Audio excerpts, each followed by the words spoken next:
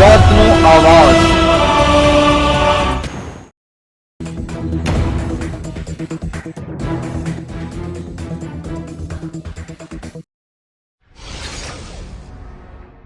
રાજકોટ જિલ્લાના ધોરાજી પંથકમાં દીપડાની દહેશત જોવા મળી। પાટણવાવ ગામથી ધોરાજીના ઘણા ગામડાઓમાં દીપડો દેખાય હોય તેવી લોકચર્ચા, દીપડાની મૂવમેન્ટ જોવા મળી।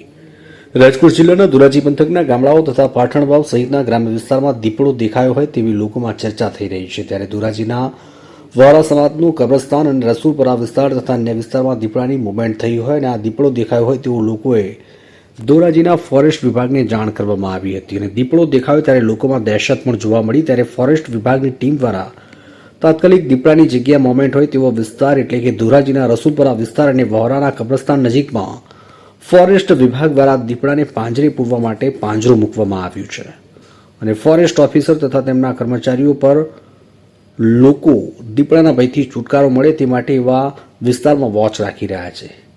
મારું નામ છે મકબુલભાઈ। મકબુલભાઈ, જે અત્યારે પાંજરો મૂકવામાં આવ્યો છે, કેવી દીપડાની કેવી દહેશત છે? ત્યારે તો છે નહીં કામ બહુ એવું। હવે લાગે તો ભાઈના નંબર છે મારી પાસે, હું ફોન કરીશ। ક્યાં વિસ્તારમાં પાંજરો મૂક્યો? ક્યાં પાંજરો મૂક્યો છે? આપણે ઓરાના કબ્રસ્તાને। દીપડાની દહેશત કોને જાણ કરી? કેવું લાગે છે? ઓલા અબુ કલ્લીએ શું કીધું? એ ઓલા રસોપુરા હોય બે જાણા જોયું હતું, ત્યાં પાયરી ઉપર અહીંયા બેઠો હતો રાતે ને કૂતરા બી ભણતા હતા। એ જોયું ને તાત્કાલિક અબુ કલ્લી મેં ફોન કર્યું ને એ ભાઈ આ ભાઈએ ફોન કર્યું ફોરેસ્ટ ખાતા વાળાએ, સાહેબ આવી અને કાલે આવીને ડાયરેક્ટ પાંજરો મૂકી ગયા અહીંયા વ્યવસ્થિત રાખીને। પછી અહીંયા ચક્કર મારતા હતા, રાતે આવતા હતા, દિવસમાં હોય, હું બી આટો મારતો હું। બહુ એવું કાંઈ છે નહીં, દેખાતું નથી।